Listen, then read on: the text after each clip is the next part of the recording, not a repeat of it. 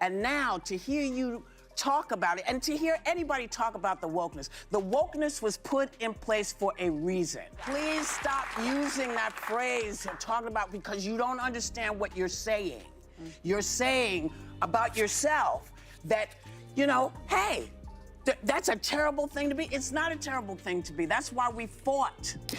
There's too much BS floating out there, and now it's out of our hands. There's no way to control it, so now they're saying they're going to control it. I want to see what they're going to do. Leavitt appears to be a fierce operator, but she's also 27 and arguably quite glamorous. So of course, the kind and progressive voices at The View reacted to her appointment like this. All right. What'd she say? She basically said that they were going to give unqualified God, how boring. unqualified people not The so Behind tedious. the Table podcast needs to apply for White House credentials. Oh, they'd love having Joy in that room. So I got a question. So wait a second. So in other words, instead of Bob Woodward, they want Kim Kardashian? What? I don't get it. Wait, okay. Karoline Leavitt is the press secretary at the White House, doing a great job.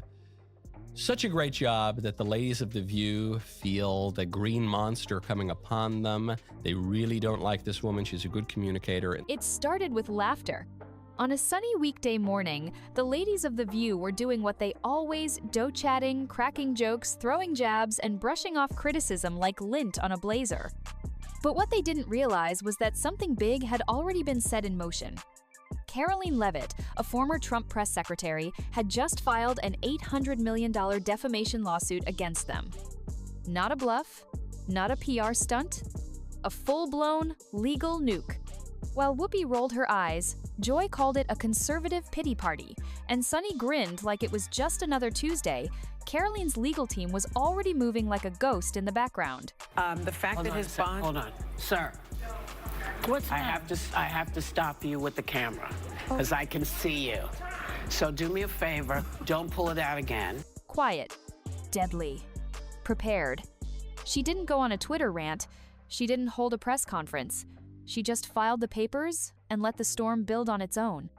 And here's the thing, this wasn't just another lawsuit. This was a direct challenge to The View, one of the biggest names in daytime television. Karoline wasn't asking for an apology. She was demanding accountability, and she had the receipts to back it up. By the way, before we continue, don't forget to like this video and subscribe to the channel. It really helps us grow and share more intriguing stories. Now let's continue. Democrats in the media are now unloading all their nasty attacks on rising Trump White House star and new press secretary, Karoline Leavitt. Because what came next? No one inside ABC was ready for it. At first, the cast of The View laughed it off like it was a late-night sketch. Joy Behar waved the lawsuit away with a smug smile, calling it just another conservative crying for attention. Whoopi Goldberg leaned back in her chair, barely lifting her eyes, mumbling, They have mocked him, they have shamed him, they have lied about him consistently on their show. And it was a joy to watch them on November the 6th when they realized that tens of millions of Americans do not listen to the lies that they have spewed. These women are completely out of touch with reality. And you're right, ABC should wake up. We've had worse. Sunny Hostin, always the legal voice at the table, gave a confident smirk and said, "This case has no legs. It'll be tossed before it even gets to court." They didn't flinch. They didn't even take a breath. The audience laughed with them. Producers relaxed. Cameras kept rolling. To them, Karoline was just another guest who came and went. But behind those studio lights, the real show was just beginning. You do know that you're walking into hostile territory, right?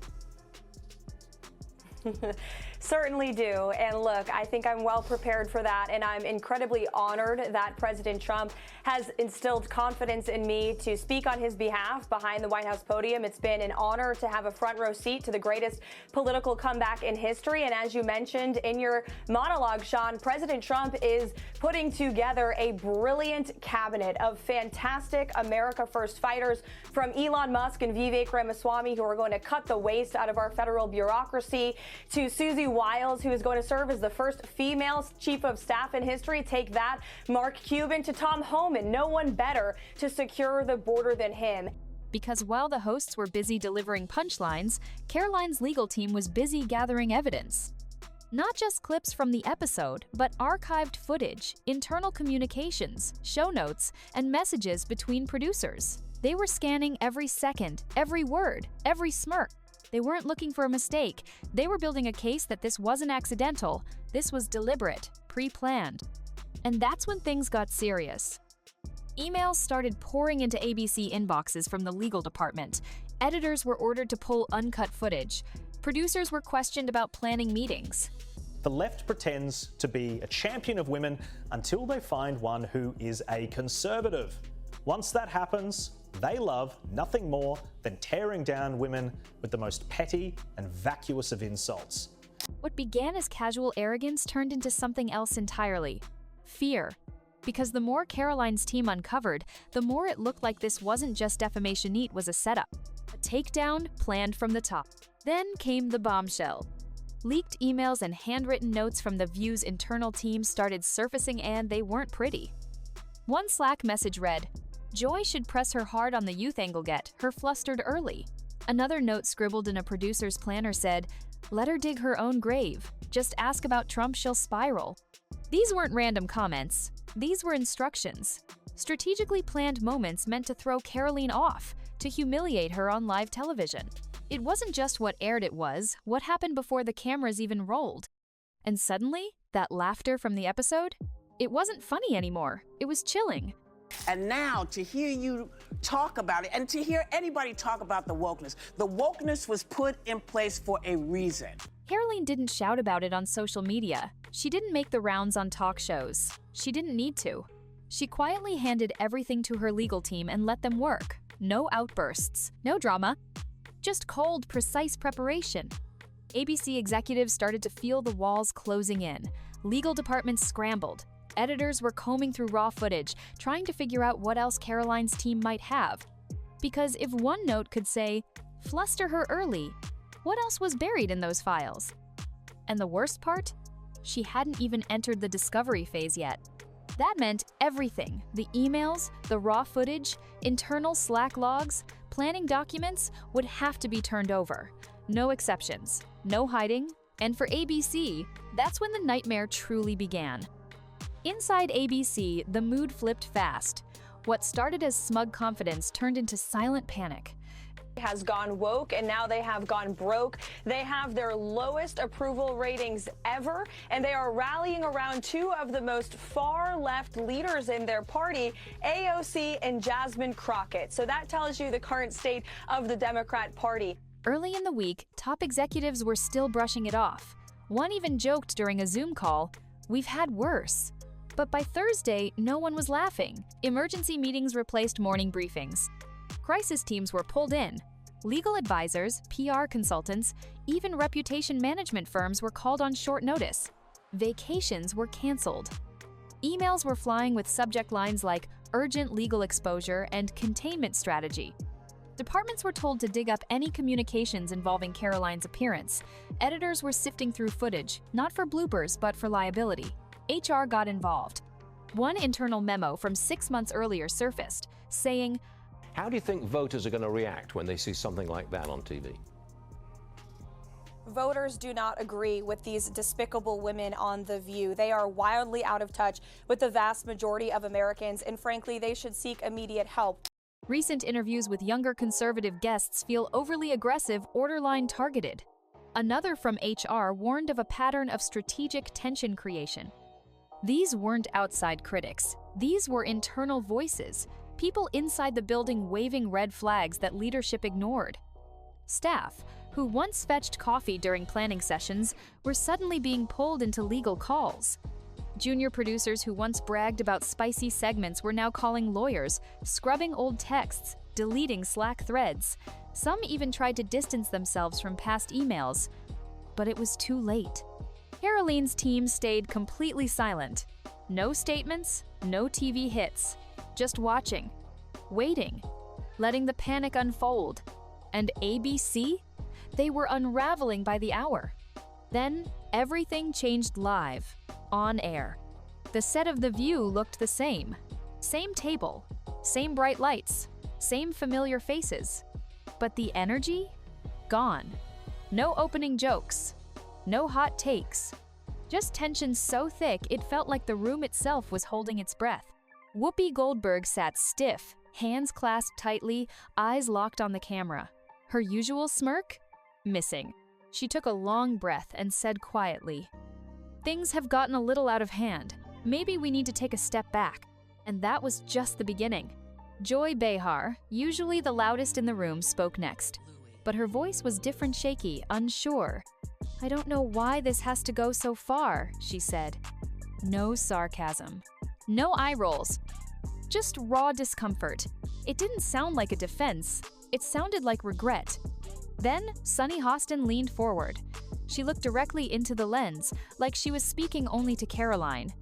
"Maybe there's a better way to solve this," she said, carefully. 3 women. 3 unscripted pleas.